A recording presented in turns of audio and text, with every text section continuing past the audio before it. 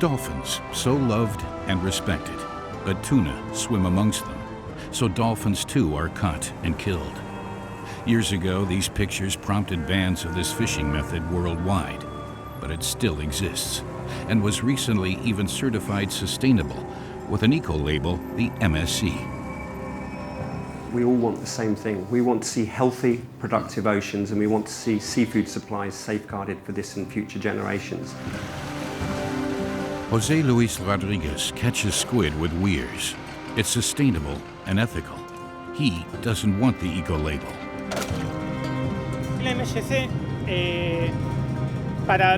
Quite frankly, MSC certification is a fraud in my view, because it helps the industrial fishing fleets.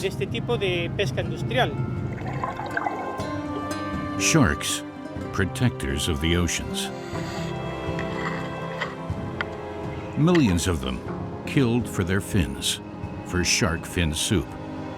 Soon to be another product with the MSC seal. The MSC has gone to the dark side entirely. Entirely.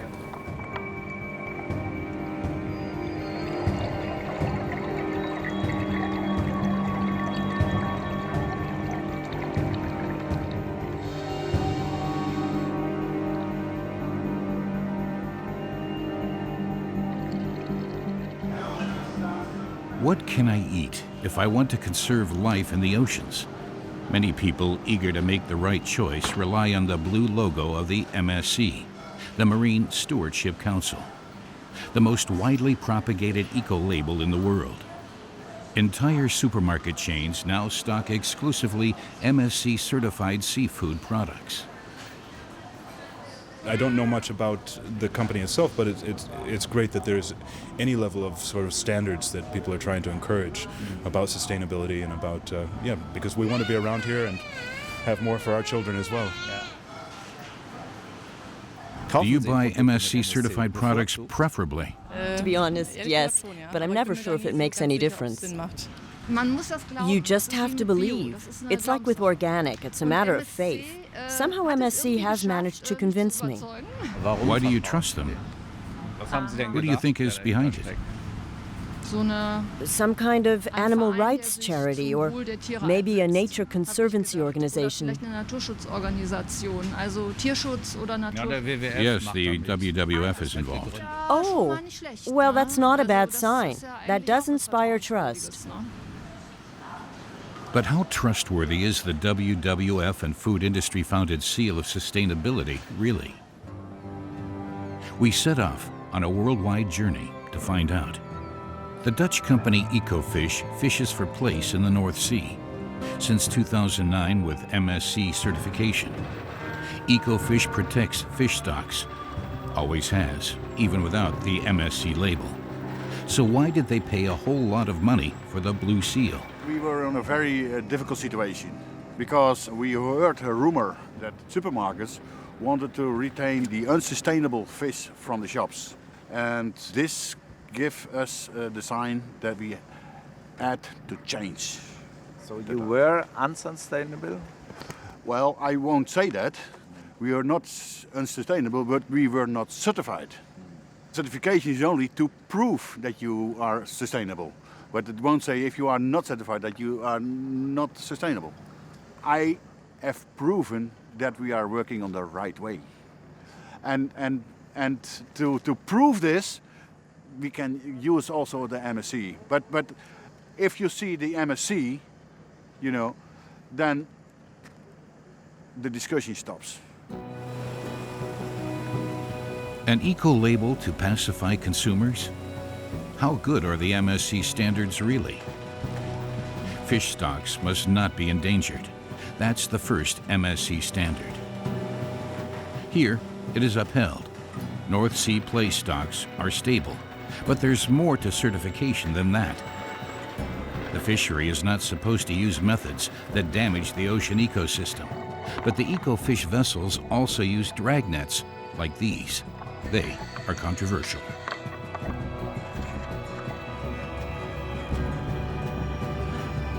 Dr. Reinhard Fröse from the Geomar Institute in Kiel, Germany.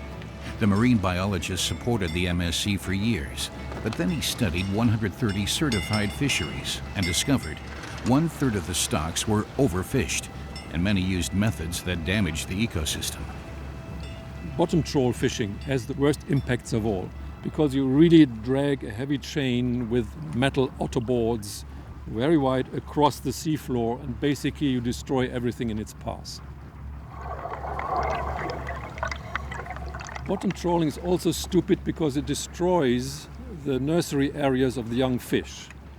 Normally these plentiful ecosystems at the seafloor, they provide shelter for the young fish, they provide food for the young fish. That's where they go first. And by destroying them, you destroy the productivity of the stocks that you are aiming for. One would think that such massive destruction of the seabed would not be eligible for an Ecolabel. But unfortunately, that's wrong. So MSC has no problem certifying such bottom trawl fisheries, even if that fishing takes place in a nature reserve. Are the Ecolabel standards too lax? And who's behind the MSC anyway?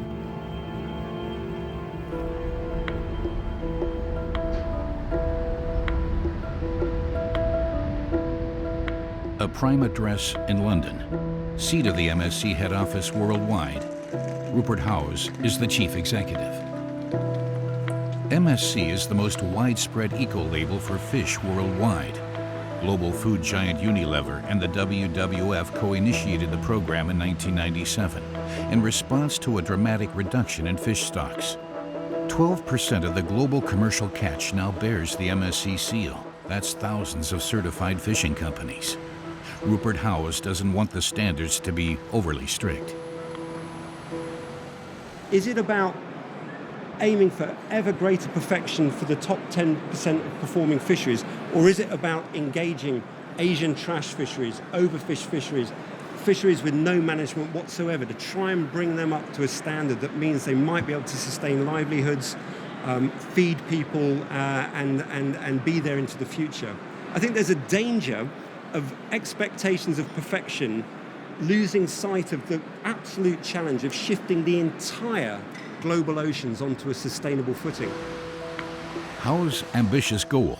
To see the MSC label on every third fish product by 2030. This is what the MSC was promoting at Seafood Expo Global in Brussels, the world's largest seafood trade fair. The MSC calls itself an independent charity. However, the board of trustees of the MSC Foundation is dominated by representatives of the seafood industry. The MSC receives a licensing fee for every fish product sold that bears its logo. That adds up to almost 17 million euros a year, trending bullish. Ever more and ever bigger businesses want their products to bear the blue MSC seal, not least because buyers and consumers demand it. But is it even possible to catch such huge volumes of wild fish sustainably? At the trade fair, we met an MSC insider who has his doubts. His objection? The MSC board was increasingly more interested in quantity than quality. They were even certifying fisheries that openly violated their own standards. He suggested we take a closer look at the Mexican tuna fisheries.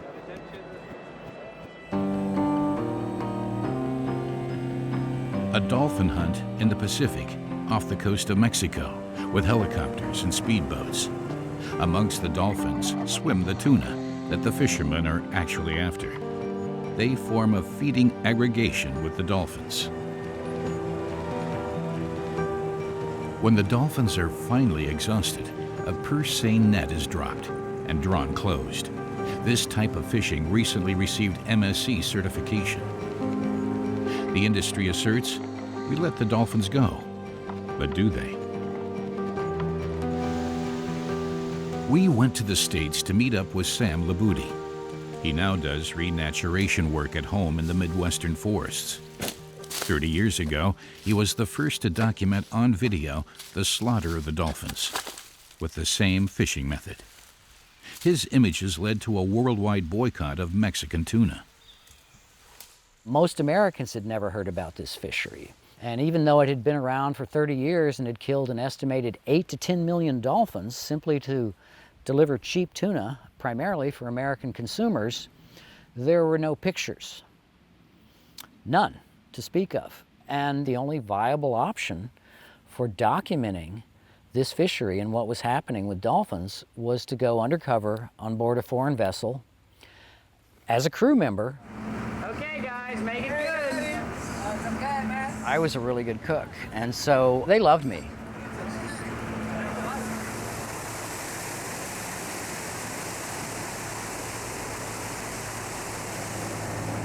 The first time I brought the camera out, we'd made a set on dolphins. I mean, there were hundreds of dolphins trapped in the net, trying to fight up just to get that breath to keep them alive a little bit longer.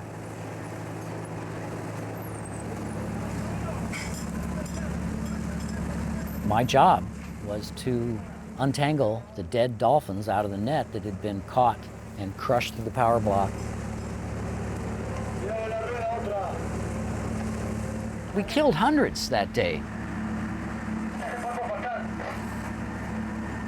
Now they have MSC, and now we can reopen the international gates of commerce to tuna that is predicated on killing thousands of dolphins a year, and the only wild species on this planet that values human life. An eco-certified dolphin slaughter. How can that be? At the Worldwide Tuna Conference in Vigo, Spain, we ran into Antonio Suarez of Mexico, where he's known as the King of Tuna. For him, Sam Labuti's film is history. That film about the dead dolphins. Oh, that. They got a hold of some rust bucket from Panama and hung the dolphins in the nets themselves. But the film did succeed in getting European and U.S. markets to boycott Mexican tuna, until the present. For Suarez, acquiring the MSC seal is the first step to making his tuna palatable again. There were protests, justifiably, but in the meantime we've improved our methods. Now there are divers on board to set the dolphins free.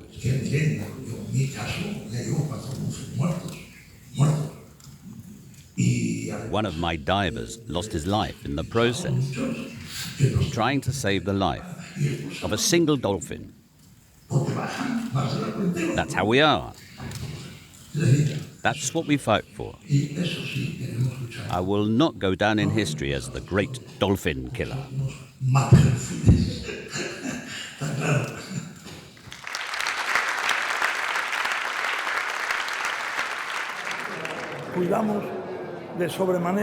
We take great pains to help the trapped dolphins.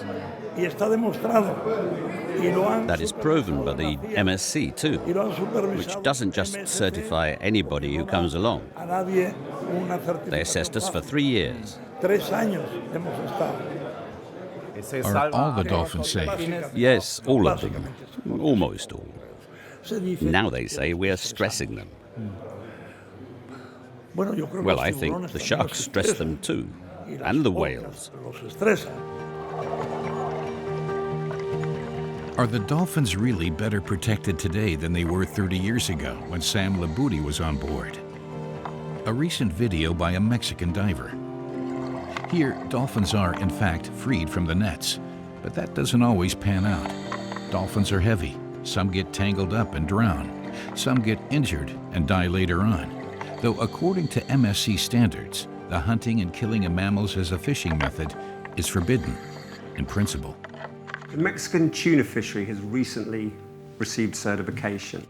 Unfortunately, there are some dolphin deaths associated with this fishery, and no one wants to see dolphins dying.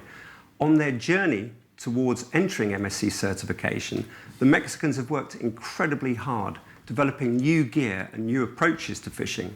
The gear includes escape hatches to help dolphins escape. They even put divers in for the few instances where dolphins are caught in the nets to again help them escape. And over this period, the incidental deaths of dolphins has been decreased by 99.5%.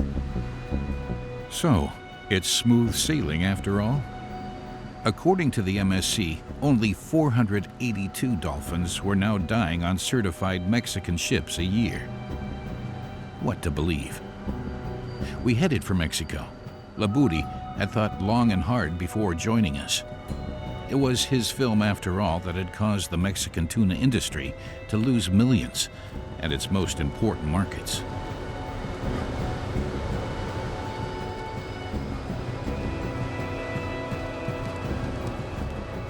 Mazatlan, capital of the state of Sinaloa and hub of the Mexican tuna industry. The MSC has certified 36 fishing vessels of the Pacific Alliance for sustainable tuna. So, at a single stroke, 80% of the country's commercial tuna catch was now MSC certified.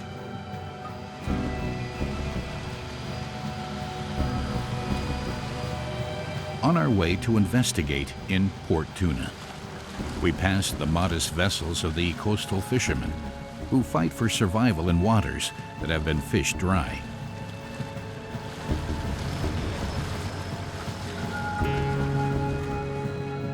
A vessel belonging to the Azteca fishery had just unloaded at the docks. We wanted to try to talk with the crew, or with one of the scientific observers who accompany every fishing trip to see and report what's being caught on government contract. Their data about dolphin mortality formed the basis of the MSC decision to certify Mexican tuna.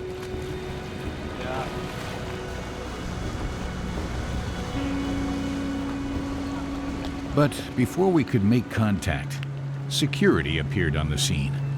The man tried to stop us, wanted to know our names. It seemed we weren't welcome.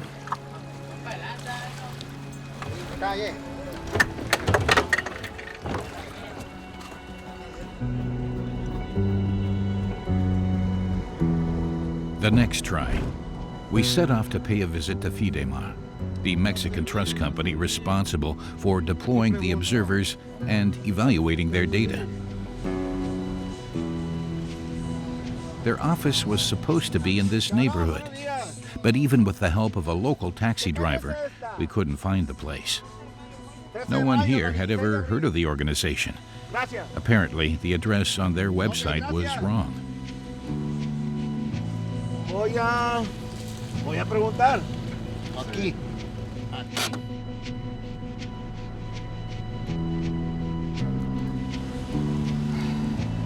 We found their new location in the end. So, who was behind Fidemar? Was it independent of the industry? And could we speak to an observer? We're not allowed to give out that sort of information because a lot depends on our work, mainly the export business. I thought Fidemar was a government authority. We're a combination of private sector and federal government. Does that also apply to your funding? That's right. We get money from both and are somehow in the middle. Neither here nor there. At any rate, we can't provide any information.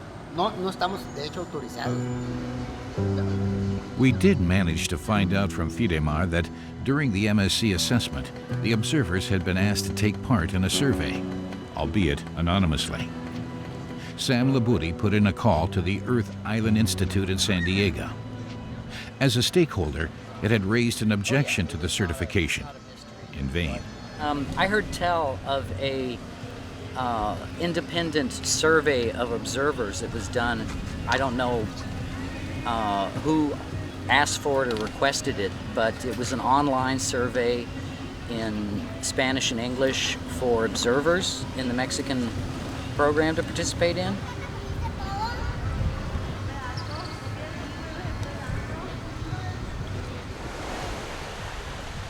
The next morning, the Institute sent us a copy of the questionnaire the MSC assessors had given to the observers. 42 observers had responded. The results were alarming. The observers basically said that they can't see what's going on in a large part of the fishing operation. The entire chase sequence and what happens in the nets is completely opaque to them. In fact, one of the observers said, quote, "I can provide accurate information of mortality, and I watched and I know, but not that which occurs beneath the surface and which is managed by the divers crew releasing mostly live dolphins entangled at depth, but some are dead or in undetermined condition, and they are usually very discreet in reporting details of the launch." They asked if any of the observers had experienced repercussions from making reports, and some of them said yes. And they indicated that, and this was very interesting, one of the observers said, "I lost the bonus for the trip for not bringing all the information, since I was not allowed on the bridge because I refused to change the report." Another quote, "Fishing company declared in a written statement that I was persona non grata in their boats." The MSC assessors did not investigate the suspicious cases and did not go to sea with trawlers to find out for themselves what was really happening on board. We made contact with an observer. He said he couldn't talk about the dolphin deaths. He was sworn to secrecy. Still, he would consider talking to us. But first, he was going back out for a tour of duty at sea for 2 months.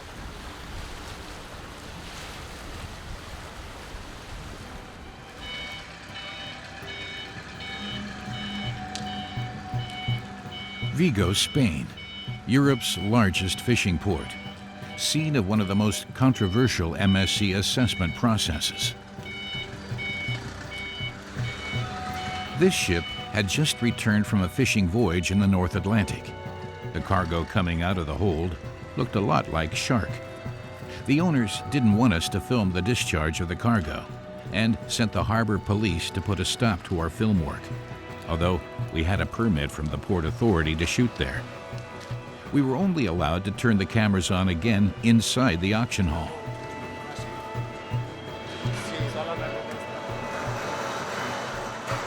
The Association of Galician Longline Fishery, or PAGU, with 39 ships, catches about 1 million sharks a year. They don't make much on the flesh, about €1 per kilo. The fins alone bring good money, €12 a kilo. Trade in the fins is legal, but only when they go ashore, still attached to the body. Exported to Asia for shark fin soup, they are especially coveted by wealthy Chinese. In 2014, the Longline Fishery Association applied for MSC certification. What for? Environmentalists have a lot of influence in society, and they claim we're driving the sharks to extinction. Well, that's not true. The ultra-ecos still attack us nonetheless. With the help of the MSC, we want to win over the consumers. They trust the MSC brand. There are other seals, but they're not as good. And with the MSC, we have to change, well, next to nothing, as far as our work goes.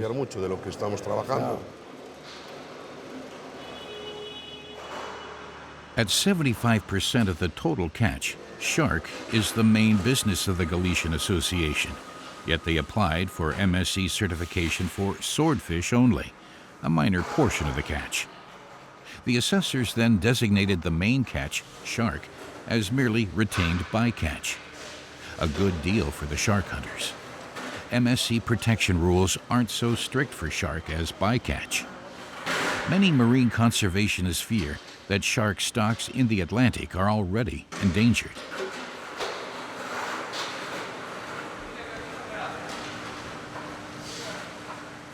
Friederike Kramer-Obrock from the organization Shark Project visits the shark hall regularly to monitor the size and weight of the animals. They're getting increasingly smaller, a clear sign of overfishing.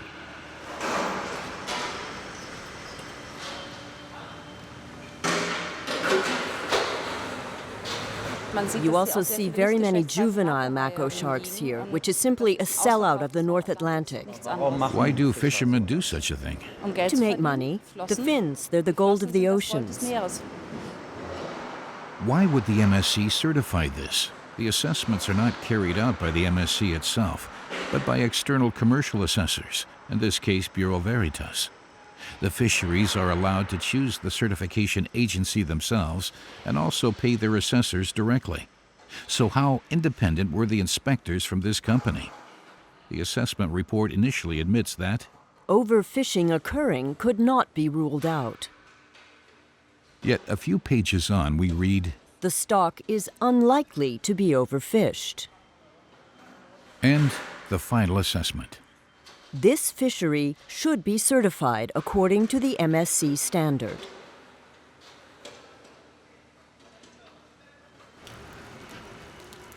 The captain of a shark fishing boat told us business was bad. There were less and less sharks. To make ends meet, laws weren't always strictly adhered to way out at sea.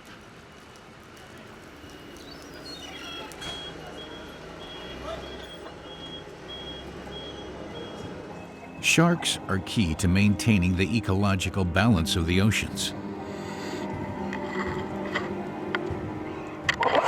They are fished with a long line, like these used to catch cod, only even longer, 100 kilometers, and armed with over 1,000 hooks. A whole variety of animals end up as bycatch, including protected hammerhead sharks. The captain is legally obliged to itemize this bycatch in the logbook and report it. Yet there are no such entries for any of the ships of the Spanish shark hunting fleet. They fish shark, 80% bycatch as shark. They did not mention the endangered species, but despite all of this, they get the certification.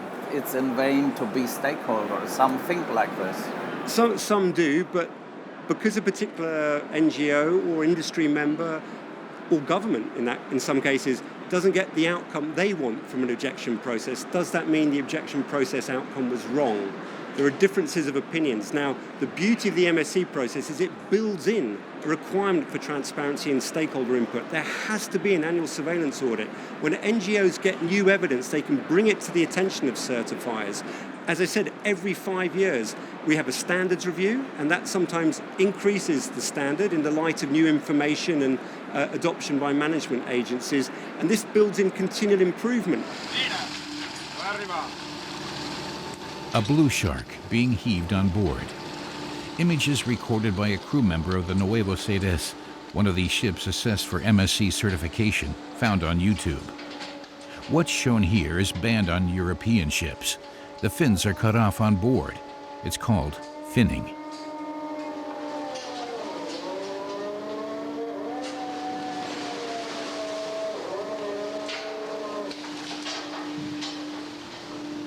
The finned shark bodies are kept as long as there's still space in the hold. If not, they're just thrown overboard to make room for the valuable fins. Is this still common practice today?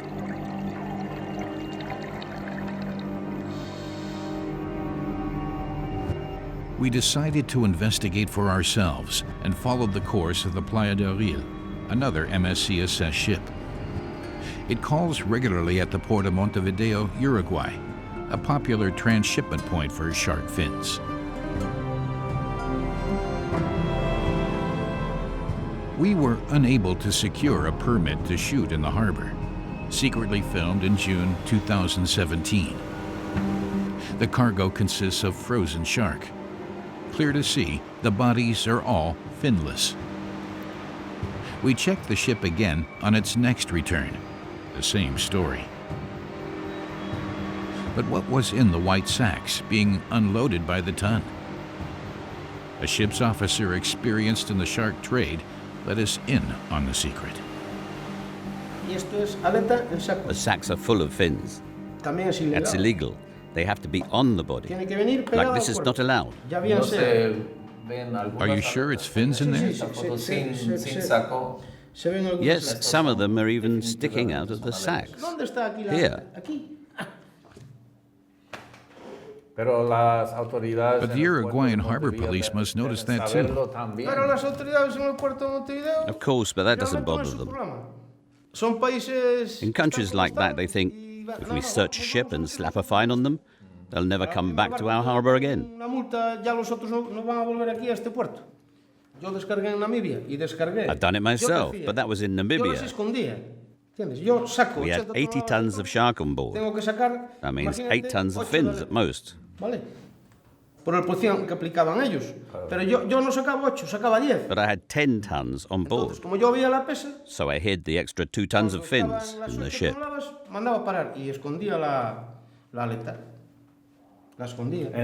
And what did you do then? When the inspectors were gone, I unloaded them into the same container as the bodies. If I had done that here in Spain, the ship would have been grounded for years.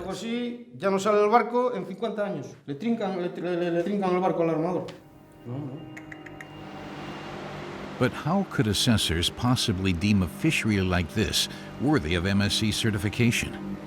Bureau Veritas refused to give us an interview.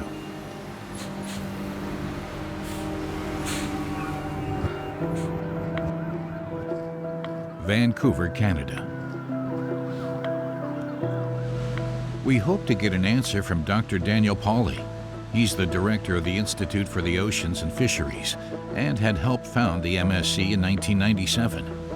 Back then, Dr. Pauly was enthusiastic about the dialogue between industry and conservancy. He now distances himself from MSC certification practices. All these people, or the whole complex, from the MSC and the certifying agency and the consultant that work for the certifying agency, they all know that a certification brings money to the MSC and that it therefore is an incentive to give a positive assessment, because if you give a negative assessment, you might not get another contract. But MSC says, okay, that's not our problem because we only certified the swordfish. Yes, all kind of things can be done once you have. If you act in bad faith, then you can lie, you can invent all kind of things, and then you're into the realm of fake news. The point is that they have lost their soul, and their soul is to be a fair partner, mediating between the business community and the conservation community. And they have gone to the dark side entirely. Entirely. A serious allegation that the MSC rejects. They maintain that with the WWF as a partner, Nature Conservancy is adequately represented. And, by the way, the fishery from Vigo had in the meantime withdrawn its MSC application, but only temporarily. They maintained that as soon as international guidelines for shark fishing were established, they would be completing the certification process for swordfish, but for shark too, at that stage officially.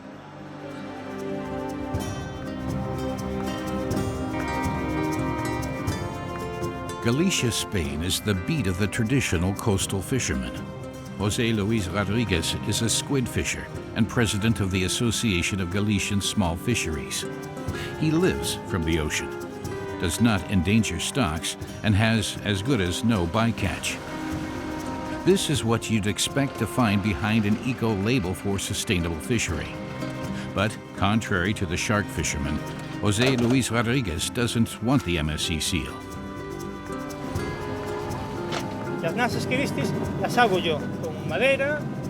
I make the fish traps myself out of wood and wire. Our technological options are so limited that we simply aren't able to overfish. That's very good for the ocean. We also create many more jobs than the industrial fisheries.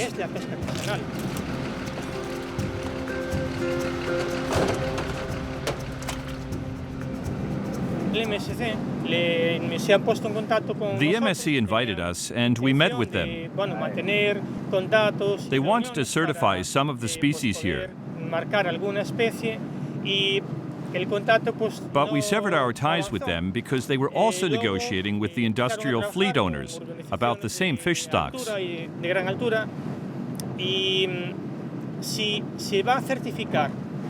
If the MSC only wants to certify the stocks of a certain species, but not the fishing method, then we don't want the MSC.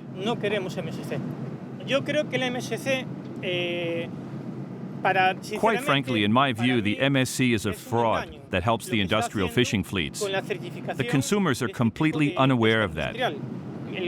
They go into the supermarket, see the MSC logo, and believe it guarantees the sustainability of the product. But they have no idea how the fish were caught, with bottom trawl nets and factory ships, or by means of traditional sustainable craftsmanship.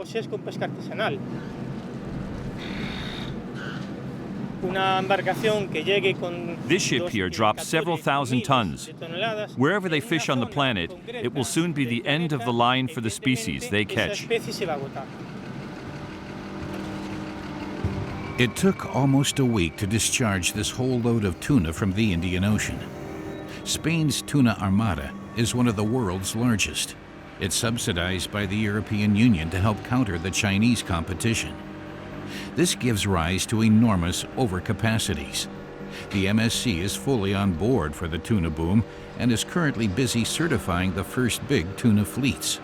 Resistance, however, is beginning to form.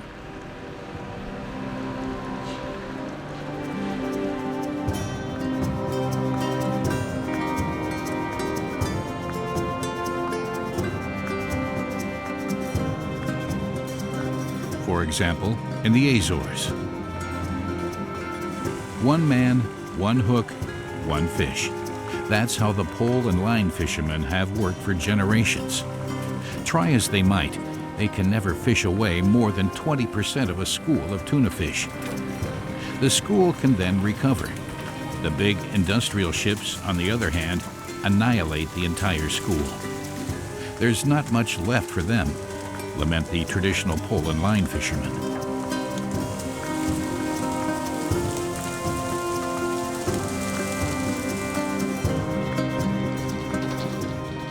Horta, on the Azores island of Fayal, is the home port of a little tuna fleet currently fighting for survival.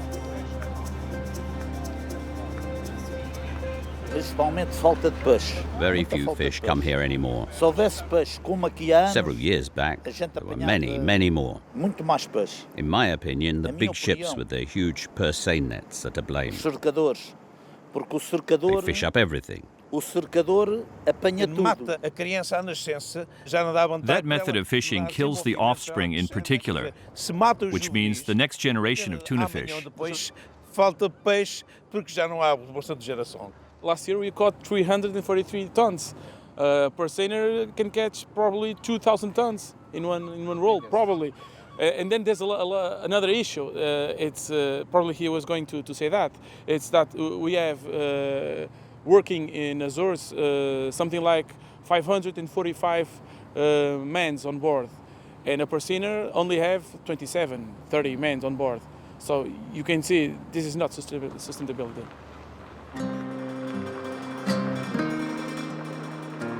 The fishermen from Horta were looking sharp in their role as hosts of the first World Congress of the Pole and Line Fishermen.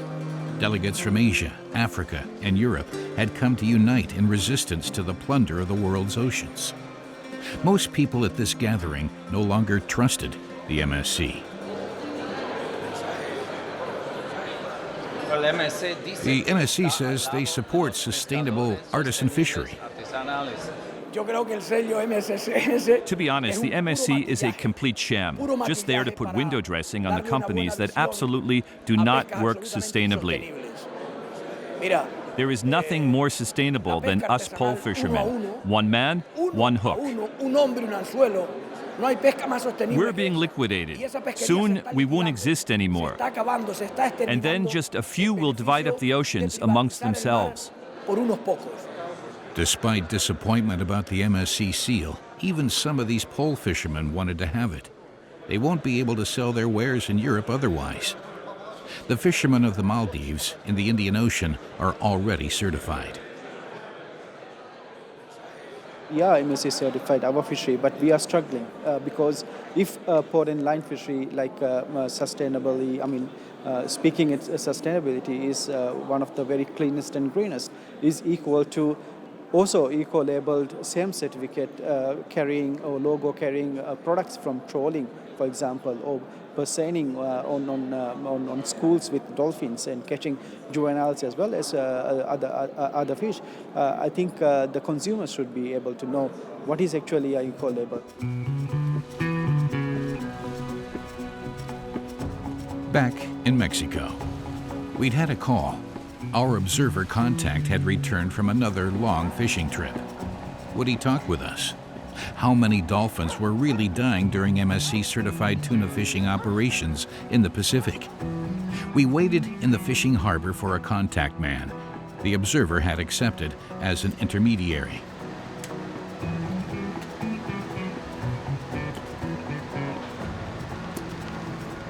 Alejandro Villalobos Diaz, a man known here by all. He was director of the Fishery Authority of the state of Sinaloa. Now, he's retired and consults with the small-scale fishermen who feel abandoned by the government.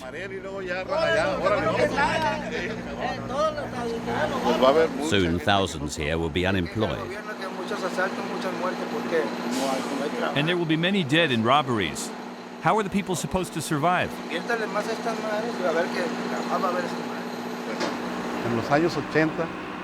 the 80s, the tuna that were discharged here weighed in at 150 kilos on average. In the 90s, they were already much smaller, 70 kilos. And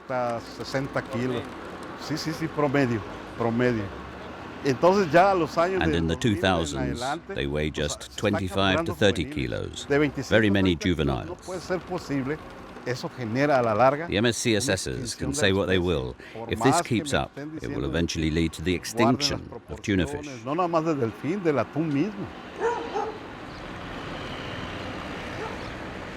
Alejandro Villalobos wanted to help us and gave the observer another call.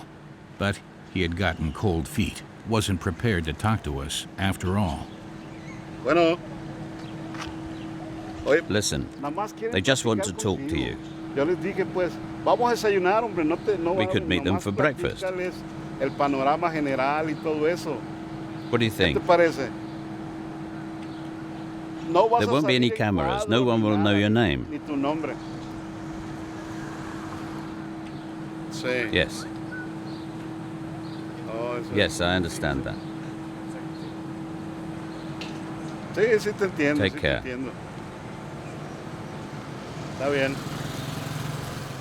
The situation is complicated.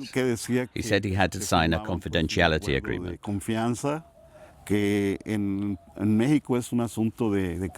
If he violates it, he could be punished under Mexican law. So they all keep their mouths shut. And he would also face other threats besides. If it were to come out that someone had talked during the next voyage, about 40 days out at sea, he would have to reckon with constant serious threats of being thrown overboard, things like that. He'd experienced that himself.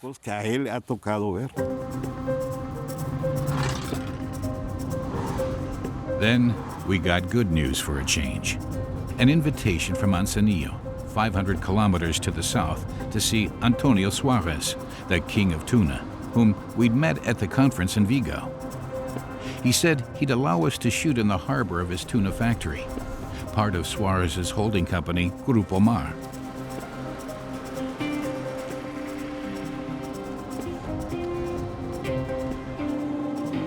The Gijón had just come into port, a fishing vessel with the MSC seal. A ship like this cost $30 million. The Mexican government had subsidized its construction. Here, valuable yellowfin tuna is unloaded. We wanted to go on board to talk to the crew, or with the observer who was along for the trip to count the dead dolphins.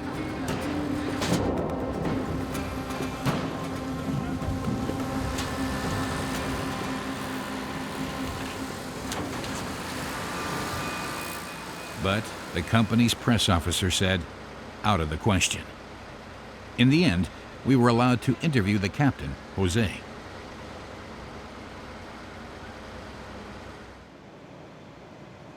No one protects the dolphins more than we do. We have them to thank for the tuna you saw out there. How could we not love them? That says it all. How many dolphins die in one pull, on average? Los carrómeros? Those were a little off the questions that you sent, and these are questions for scientists, so... No, as the captain, he should just tell us what he sees, knows. Okay, another question. Even if it's not many, how do the dolphins die? Wilfred, if you'd like to speak with Jose, it's not fair to put people on camera without giving them the questions before. It's not respectful. If you had sent that, then maybe he could answer it. It's in the list. I just ask him what he sees, what happens on board, and why still dolphins die. That is a very simple question for somebody who is on board. Scientists are not on board except the observer, and they don't have the right to speak with us. So I ask the captain. It's not credible. One more question, and then we'll just end this. There's no. It's not respectful.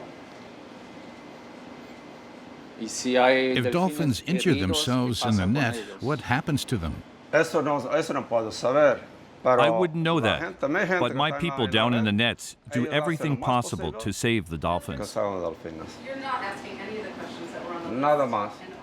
Pero que te voy a decir que es esto que I have nothing more to say. Again, we do everything possible to ensure that the dolphins are unharmed. Que nos conviene menos que pasa algo a los delfines.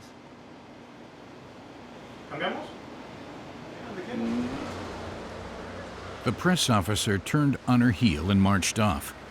We were baffled. The true extent of the dolphin slaughter was apparently treated as a Mexican state secret. But then, suddenly, the tides turned. The observer was now prepared to talk because he trusted Alejandro, the former director of fisheries, and because we had promised him comprehensive informant protection. So we couldn't document the conversation on camera. Alejandro Villalobos attested to the eyewitness account. He finally opened up because he trusts me. Yet he was still very tense, was constantly looking around as if somebody...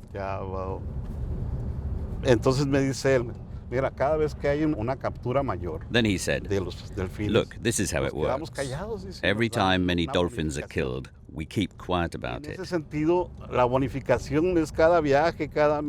We get a bonus for our silence. It's paid out at the end of every fishing trip, a certain sum." How much? He said enough for me to live well on. Up to $10,000 cash bonus for one fishing trip. Then I asked him how many dolphins die on one fishing trip. He said, "I can only speak about the ships I've been on, but it's more than 100 per trip on every ship." Yes, dolphins. 100 per fishing trip. With 36 ships making several trips a year, that would mean around 16,000 dead dolphins every year. An official from the Fisheries Ministry confirmed this number to us confidentially. But the MSC maintains only 482 dolphins a year are killed.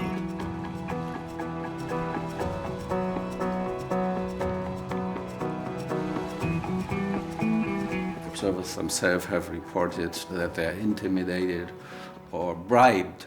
So I would think the data are not reliable, and I think the mortality is much, much higher. A few incidences of attempts at bribe were reported.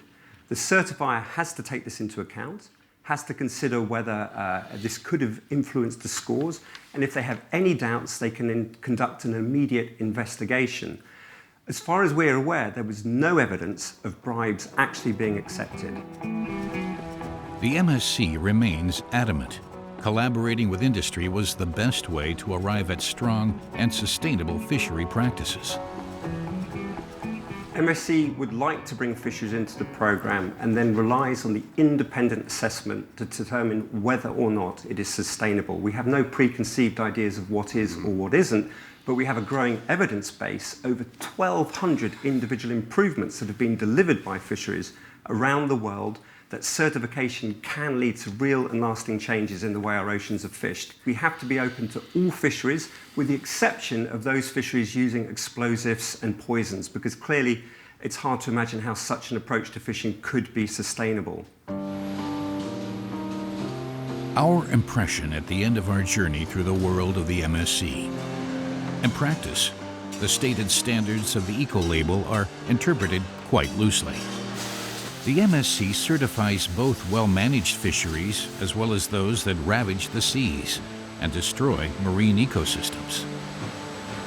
500 million cans of tuna fish for which dolphins were killed roll off the line in this factory every year, bearing a logo that will earn the MSC lucrative license fees, a certification seal meant to ease the conscience of consumers, seducing us into buying products that do not, in fact, deserve an eco-label. Dr. Daniel Pauly, who once helped initiate the MSC, sums up.